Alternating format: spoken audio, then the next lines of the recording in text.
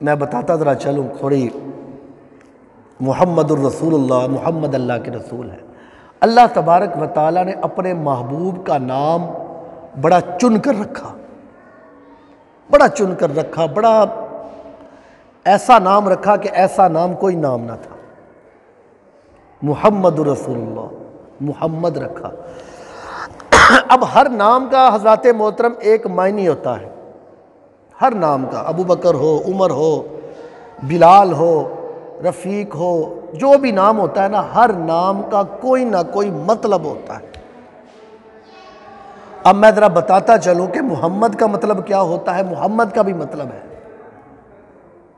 محمد کا مطلب کیا ہے؟ قرآن مجید میں بارہا جگہ بھی محمد کا نام آیا، سورۃ محمد بھی ایک آیت پوری اتاری گئی ہے قرآن مجید میں۔ تو اللہ نے اپنے محبوب کا نام محمد صلی اللہ علیہ وسلم رکھا، اس کا مطلب کیا ہے؟ اس کا مطلب سن لے، الذی یحمد حمدا بعد حمدی، کہ محمد وہ ذات اسے کہتے ہیں کہ جس کی بار بار تعریف کی جائے، کبھی ختم ہی نہ ہو تعریف ہو، تعریف کبھی ختم ہی نہ ہو۔ محمد کا مطلب ہی وہی ہے، الذی یحمد حمدا بعد حمدی، کہ محمد اسے کہتے ہیں جس کی بار بار بار بار تعریف ہو۔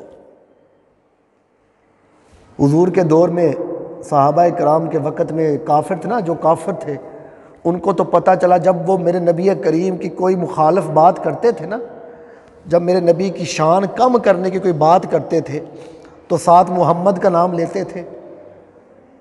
تو محمد کا تو مطلب ہوتا ہے جس کی تعریف بار بار ہو۔ ان کو پتہ تھا کافروں کو بھی کہ یار ہم تو محمد بھی کہتے ہیں اور ان کی برائی بھی کرتے ہیں۔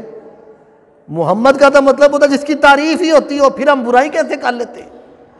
انہوں نے محمد کی بجائے مزمم کہنا شروع کر دیا، مزمم کہنا کافروں نے شروع کر دیا۔